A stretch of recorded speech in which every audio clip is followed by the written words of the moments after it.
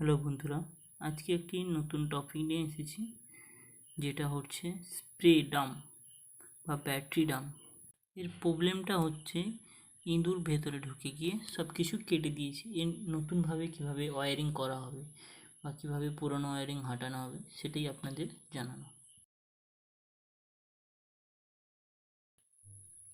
দেখুন, এটা ড্রামের পেছন পার্টটা খোলা অবস্থায় আছে। এটা হচ্ছে ব্যাটারি, যার নিউট্রাল লাইন। এটা ওই সুইচের সাথে কানেকশন করা হবে এবং সব কিছুটাই ওপেনভাবে রাখা আছে যাতে আপনাদের দেখাতে সুবিধা হয়। এই কানেকশানটা হচ্ছে, এটা ব্যাটারি, মোটর সব কিছুই লাগানো আছে এবং এখান থেকে একটা নিউট্রাল চার্জিং পয়েন্টের জন্য এটা করা আছে, যেটাতে চার্জ হচ্ছে বা চার্জিং সকেটটা লাগানো আছে।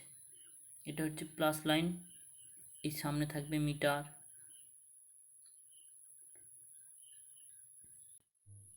এবং এটা হচ্ছে রেগুলেটর লাইন, যেটা সিরে ডিরেক্টলি মোটর অবধি পর্যন্ত যাবে, যেটাতে স্পিড স্লো হাই করা যায়।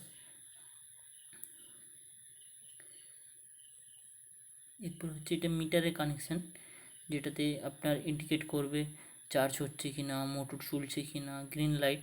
এটা আপনাদের শেষে দেখিয়ে দেবো যে জ্বলছে কি জ্বলছে না, সেটা আপনারা শেষে দেখতে পাবেন। এবং এর কানেকশান হচ্ছে দুটো, ফেজ অ্যান্ড নিউট্রাল, যাকে ব্যাটারি ভাষায় বলা হয় প্লাস অ্যান্ড মাইনাস।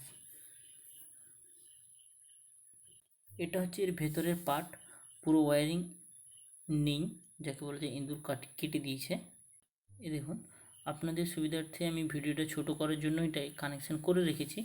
যেটা হচ্ছে ব্ল্যাক লাইন, ওটা হচ্ছে মাইনাস লাইন যাকে বলা হয়। সবগুলো মাইনাস লাইন, মোটর বা charging socket neutral line, battery neutral line এবং সুইচের মাইনাস লাইন সব এক জায়গায় থাকবে এবং প্লাস লাইন সব এক জায়গায় থাকবে। মিটার লাইনটা রেগুলেটর পাস হয়ে আসবে এবং এটা সুইচ অন করলে এটা চালু হবে, মোটরটা চালু হবে। এবং রেগুলেটরের কাজটা হচ্ছে স্পিডটাকে কন্ট্রোল করা, স্লো হাই। এই দেখুন, এভাবে চালালে এটা গ্রিন সিগন্যাল স্লো হাই আসবে।